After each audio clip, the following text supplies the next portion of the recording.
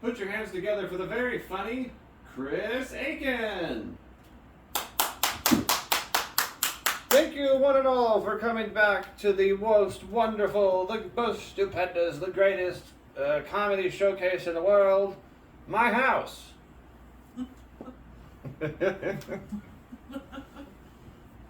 How are we doing tonight? Has everybody been tipping their waiters? Have you been paying your dues? Have you been saying thank you, please, and you're welcome as much as you can? Yay!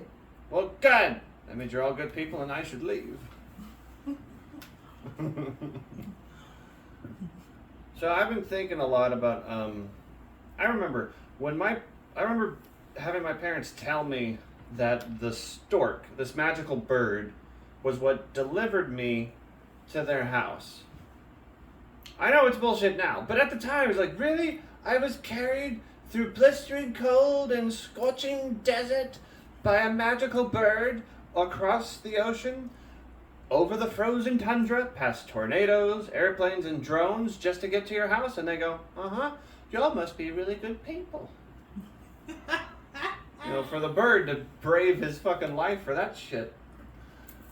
But I was thinking, like, you know what if there was a crazy guy and he just really wanted storks to be the thing that delivers babies? Like, he would have to train them first. He'd have to train them as you would. You could train pigeons to deliver a letter. You can get storks to work together to, I mean, you really can't, but he was probably the stork whisperer. Why not?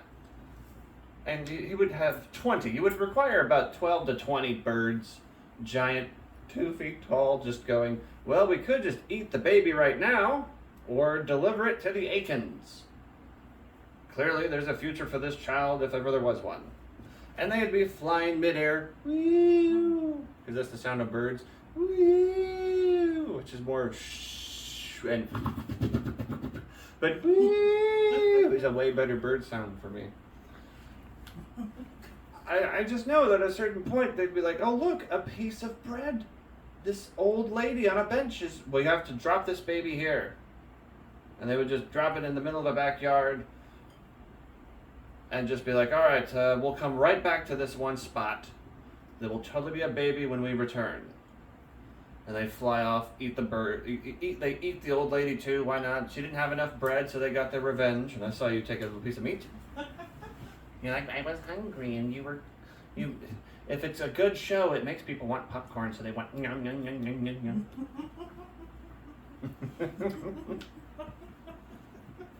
But let's say that the stork is magical. Let's say the stork has powers. Why not? Well, we'll go with the original story.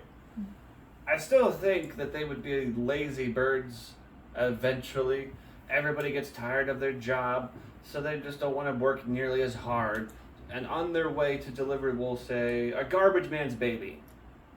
They have children too, so why not? A garbage man's baby is en route to where it's supposed to go. And on the way, they're passing by my dumpster, and then they just go, you know what? I smell some sourdough bread, men. And that dumpster is close enough to garbage man. Fuck it. So then they drop this baby right next to the dumpster, and I'm looking out the peephole because I spy on the neighbors and go, oh, those birds just left behind that baby. Now I have to take care of it because that's how it works in stork law. Is you have to, if you saw the baby delivered, it's yours now. And I go outside like, great, I don't know how to raise a garbage man's baby. I pull back the blanket, I just see the name tag just says Jim, the garbage man's baby. Like, that's not very clever. But this baby looked like he was ready to kick some ass. He had on blue overalls. He had workman's gloves, little ones for his tiny baby hands, a mustache, and a cigar. This baby was ready to kick some ass. And I don't know how to raise a garbage baby or a garbage man's baby, but I do know how they used to teach children to swim in the 90s. So I picked up this baby and did what any 1990s father would have done. Threw him immediately into the dumpster to begin his training. And I'm just cheering him on. Punch those rats, Jim, the garbage man's baby. And don't forget to choke out those possums. And if I don't hear enough squeaks coming from the trash can, and immediately just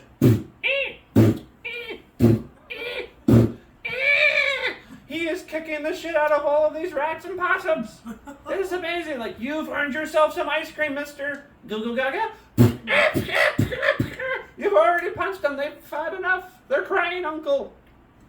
And I was so proud of my little garbage baby. I looked over the top. Every rat was tied up. The possums are all screaming, Uncle, and the recyclables have been sorted. It was an amazing garbage baby. Like, what a wonderful thing I've done. I've trained you well. Like a Dancing with Wolves kind of situation. And then I hear behind me, this dumpster's just going, oh, okay, because it's the future or whatever. And that's what truck drivers are. It doesn't sound like that. It's just, behind me. And then Jim, the garbage man's baby, hears this and he flips out the top of the trash can, grabs the step ladder, and rides off into the sunset in search of his 401k and union benefits. And I was proud to be a proud father of 5 minutes.